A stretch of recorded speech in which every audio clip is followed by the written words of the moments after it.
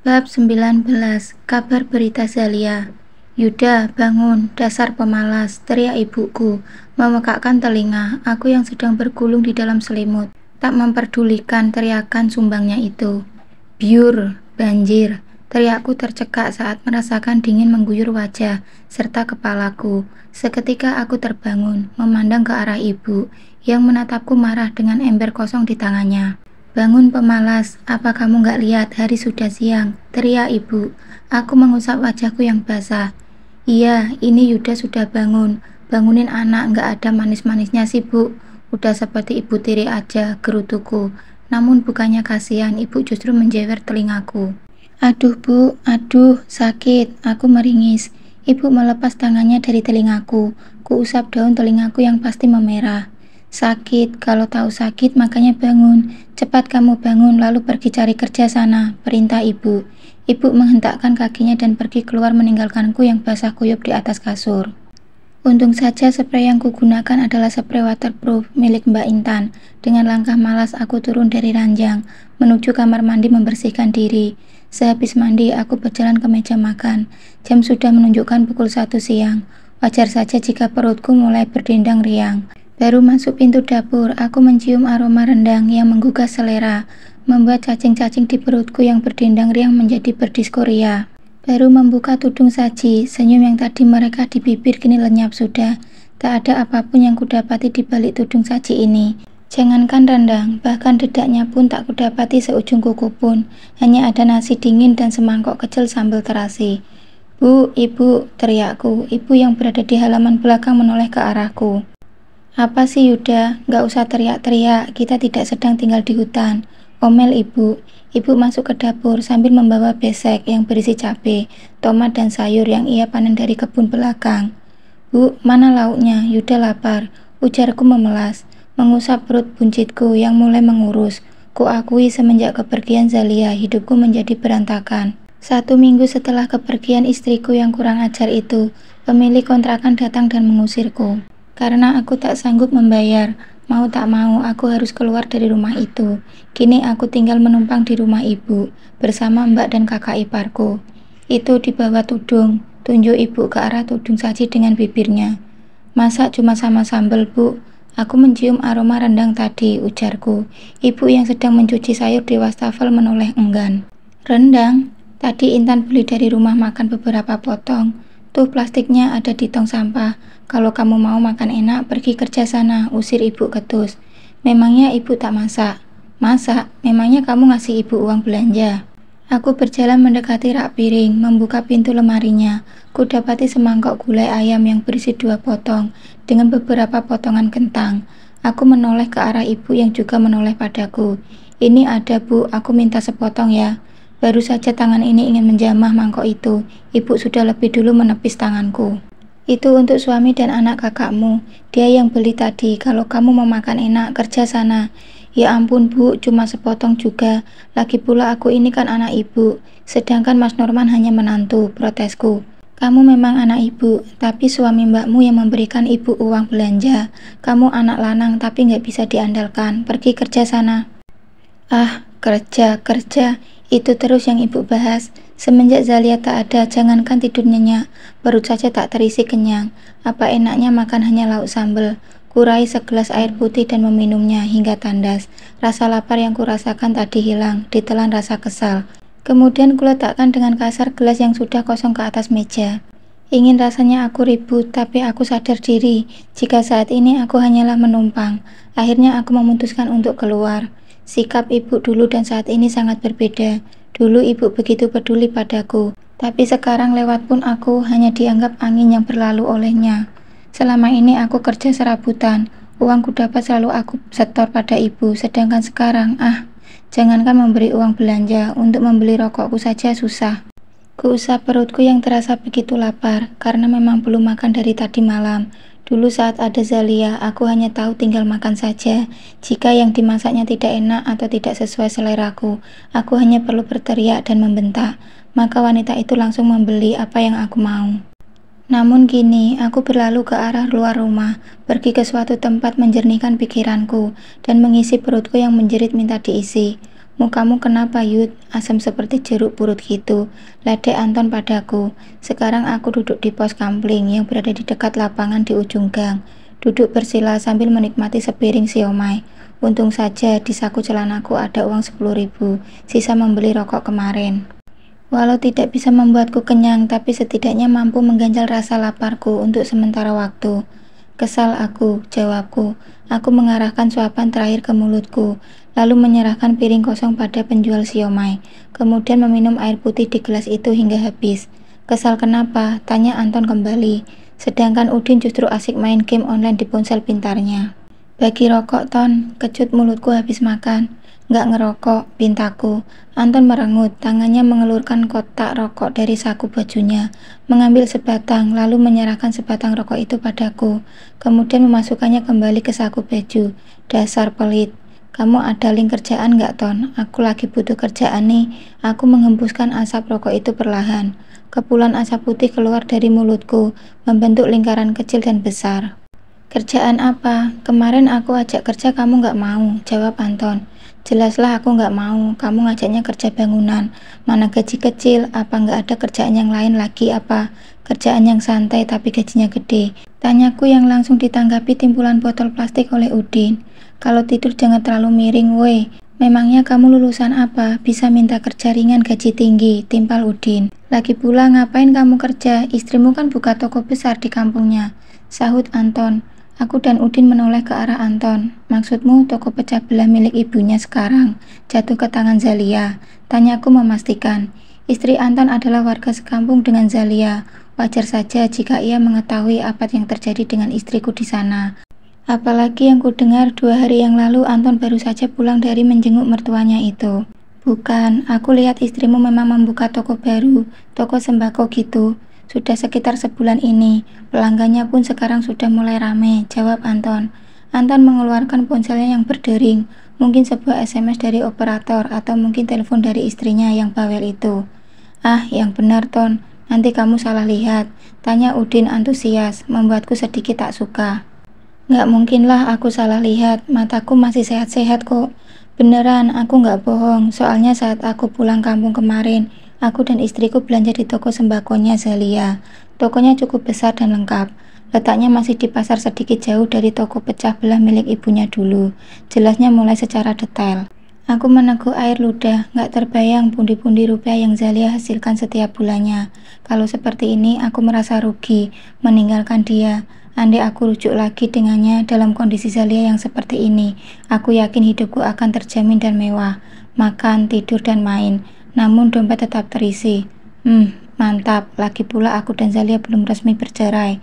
Itu artinya dia masih sah sebagai istriku. Bagaimana caranya? Aku harus bisa kembali pada Zalia, hidup enak sebagai bos toko sembako. Pokoknya bagaimanapun caranya, aku harus membuat Zalia kembali padaku. Semenjak ia pergi, hidupku semakin sengsara. Menumpang di rumah ibu sendiri serasa menumpang di rumah ibu tiri. Sedangkan Zalia, hidupmu semakin sukses dan bergelimang pundi-pundi rupiah. Kamu mikirin apa, Yud? Sampai senyum-senyum sendiri seperti orang gila gitu. Anton menepuk bahuku kasar, membuat hayalanku tentang lembaran merah bertebaran jadi buyar. Lagi mikirin cara mengajak Zalia balikan. Jawabku jujur. Memang tak ada yang aku sembunyikan dari mereka berdua. Sontak Anton dan Udin tertawa terbahak-bahak, membuat aku menatap ke arah mereka berdua secara tajam. Hei, apa yang lucu? Apakah aku salah mengajak istri sendiri balikan? Hardikku ketus.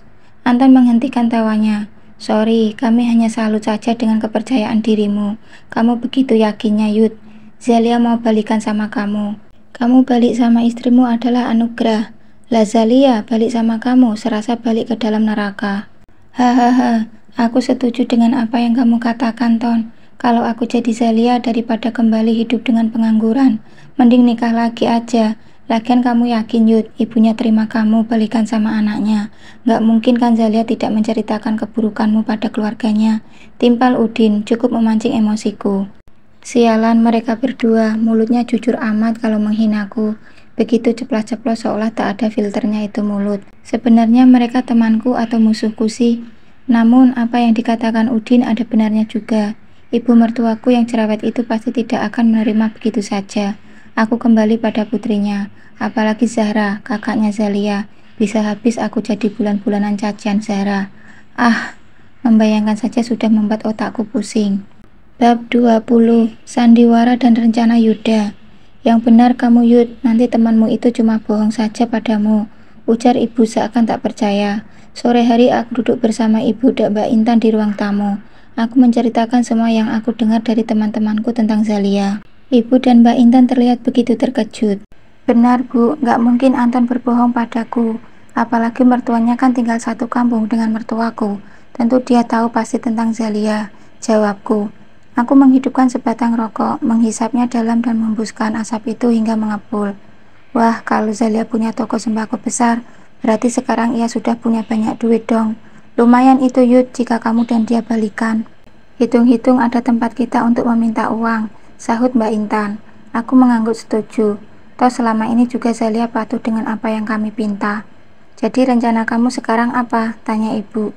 Aku menyipitkan mataku pada satu titik. Memutar otak memikirkan cara apa yang pas untuk alasan aku bisa datang ke sana. Namun masalah yang sesungguhnya bukan hanya alasan, tapi ongkos untuk pergi ke sana. Mbak, pinjamkan aku uang Mbak, pintaku pada Mbak Intan. Mata Mbak Intan langsung mendelik menatapku.